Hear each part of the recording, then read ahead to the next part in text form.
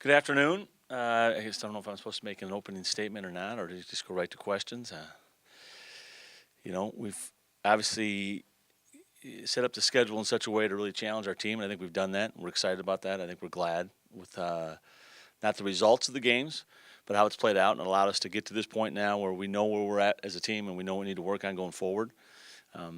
We've had this stretch of games, this travel, playing on the road, playing the competition we've played. Has really allowed us to learn a lot about our team and the growth and where we need to go and put our guys in positions where they have to get challenged and get better and us as coaches get better. And it's kind of led us to this point right now. So don't have much of an opening statement. Coach Jake is out raising some money. That's why he's not here right now. But fire away. Any questions? You have basically 2 weeks of practice before you face another Division I team. What are some of the areas you really want these guys to be able to focus in on here these next couple of weeks? Yeah, as I alluded to earlier, that's the great thing about the way the schedule played out. We've now got 2 weeks to focus in on getting better in the areas that we feel like we need to, and we learned a lot. And then the first one would have to be in half-court off defense, just our execution of our half-court defense and ability to guard the ball and be in position to help one another. And that area we need to shore up. We need to be much more consistent with what we're doing. And then offensively, really working to get the ball into the paint, get some paint touches. How are we going to score the ball in the paint? Are we going to get to the free throw line? There was quite a discrepancy in our game against South Dakota State in their ability to get to the line and our inability to get to the line.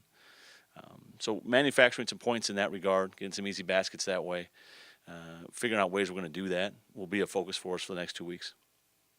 Speaking of that, with Austin Fife not really playing a lot of minutes, who's the guys or players that you feel can get it done inside scoring? Right, and that's the thing. It may not come in the traditional way where it's just a post player, and that's something we've been blessed with here at UNI for a long time. We've had guys that we could throw the ball to on the block, and they could go to work, whether they score a basket, find somebody else, or get fouled.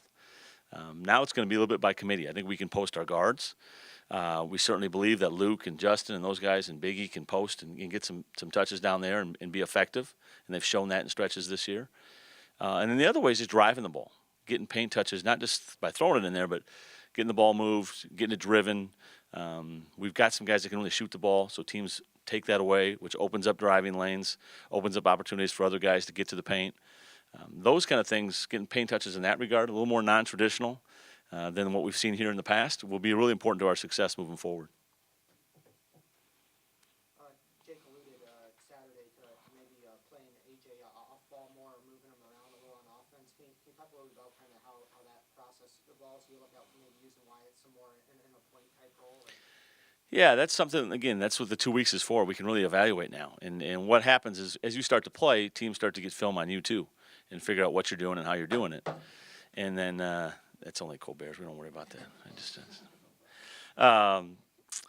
We don't necessarily, then you learn a lot. Okay, this is how they're attacking us. So what are some ways that, A, you learn about your team, and then B, you learn about how our team's defending us. And then how can we counter that? And we've got some time to get after that. And we'll look at a lot of things. That'll be one of them. Finding ways to get different guys in positions to be successful, whether it's AJ or our post players or, Trey Barrow or whoever it might be. What's the best way to give ourselves an advantage against what we've seen to this point so far?